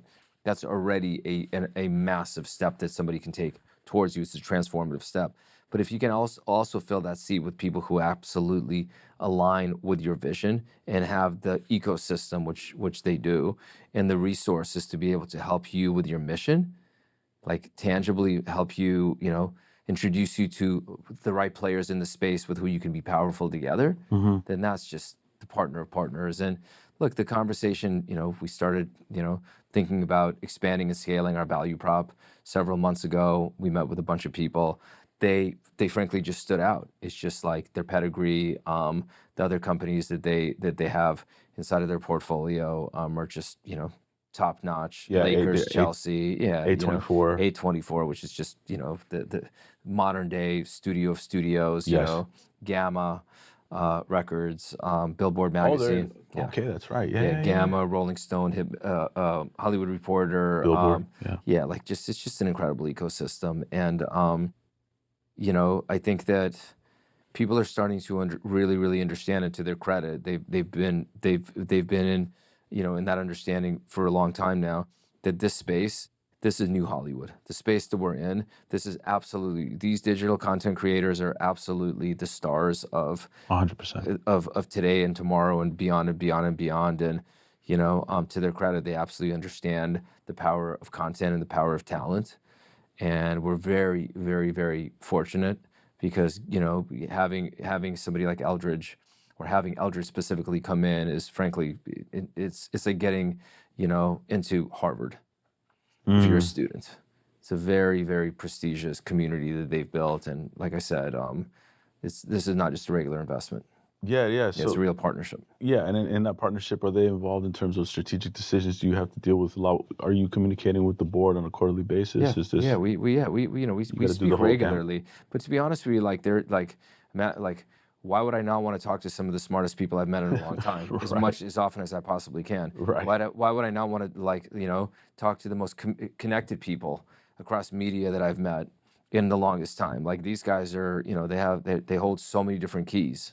Yeah. Right. So not a single conversation is an obligation at all. This is more like, I'd love to get their time. I love to bring them in. Yeah, right? absolutely. And that's when you have the right partners. Yeah. When they're valuable. Yeah. Can you say what you're thinking to do with the investment? Yeah, of course. Yeah. Look, we have a thesis that we really, really believe in, and that thesis is absolutely resonating, fortunately. And that thesis is that the value prop for creators needs to be innovated. Very, very simple. That what creators were getting 3, 5, 10 years ago is no longer what they need today. And for better or worse, right or wrong, most of the players that have come along before us built companies to be able to be valuable to people called influencers. Right. They're no longer influencers. Nope. These creators have a different need set, Yeah. and that needs to be met with a different value set. So what does that mean for us? It's being able to build out that value set for creators. Is being able to really, really build out, essentially a studio model, right, where they can plug into. They can literally be a studio partner for all of their content needs, long form, short form, clipping, all of it. It's to be able to, put together a team of executives from our end. They can serve as the COOs in building their businesses and their companies, right? And that's where the money's going to go towards. The money's going to go towards being able to have this undeniably valuable and present value prop for these creators. Would you ever represent artists? Of course. You thinking about that maybe? Has you ever thought about that? I mean, listen, look, the music industry is my first marriage. Yes. Always will be. We had lots of kids together. So when you're married to somebody for a long time and you have lots of kids, you're always married to that person. Guess what? Yeah. Like you're in each other's lives forever. I mean, I speak to the music side every single day of the week because so many of my friends are top executives and label heads and top managers. The entire music industry has understood that getting on Kai Cenat is like being, on Jimmy Fallon 10 years ago. Yeah. So the entire music industry is like, oh my God, like the digital entertainment space and these creators are absolutely the most direct and powerful segue into these audiences. So, no question so number about it. one, I speak to the music industry nonstop. I advise the music industry informally, moment by moment, on what's going on in this space, right? Would I represent a music artist, or would we represent a music artist? Of course. 100%, and I think we can be even more valuable to these artists than frankly, and even in my own personal previous iterations, right? What I would love to do is I would love to find what people, at this point, I think everyone knows the term, but it's a multi-hyphenate, somebody who's a music artist and a content creator at the same time, right, living in one body. Because for somebody to be able to build a career where authentically the two sides actually show up together, then you have somebody that's really, really self-expressing in a very, very broad way and can just really be super, super impactful with their art. I think it's a very tough balance to strike. We see a lot of music artists trying to be content creators and content creators being music artists. One usually wins, and then whichever one is working, leads. But I would love to be able to find somebody that can do both and do it at the highest level. And I think that those people are going to come along because when you and I were coming up, you would have to force artists to do social media and content. It's like, I hate TikTok. Well, you got to do it because it's important. Today, it's like, what do you mean? Of course I'm doing TikTok. What do you think I do every single afternoon? Yeah. With my friends. Like, obviously. Yeah. Right? So we're talking about a generation of creators, even music creators, that just love social, are engaged in it. Look at streamers and YouTubers and TikTokers as kind of the same community as them. And I think the worlds are absolutely going to converge. I think if anybody's positioned to figure that out, it's going to be your company, to be honest with you. I mean, that's definitely our intention. And like I said, I mean, we'll always be in love with the music industry. Would love to help, innovate it. That's always going to be something that I'm going to be interested in and want to be able to, bring, content creators, digital content creators as to be great collaborators for that. So do you consider yourself more an executive or creator? Because if I look at you and I talk to you and the way that you're talking, I always used to look at you as an executive, but more in this conversation we're having here, I feel like I'm looking at you more like a creator. Look, I'm a humanist, meaning that to me, like I started the conversation with, the most interesting people and the most interesting part of life is people. Yeah. So like if that's the case, you're always going to connect with the human side of every single situation, right? To me, I create businesses around creators because I'm in love with creators, truly in love with them, and I love helping them build their biggest dreams. And I'm, pretty good at business. So that's how the two worlds come together. If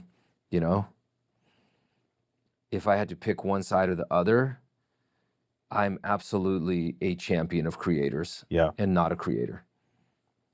Listen, man, I've seen it for a decade now plus. And I'm just very thankful that you're in my life. You've been Thank you. a great support, very helpful throughout my entire journey. I said it probably 15 times throughout this podcast, Thank but it's you. true. Anytime that I ever had an issue or anything like that, when I was going through turbulent times, you know, when I decided to step away from the business of Jesse, Yep. like you were the first person I'm calling, just trying to figure out. And you're having lunch with, or no, I remember when I called you when I was going through that stuff and Yeah.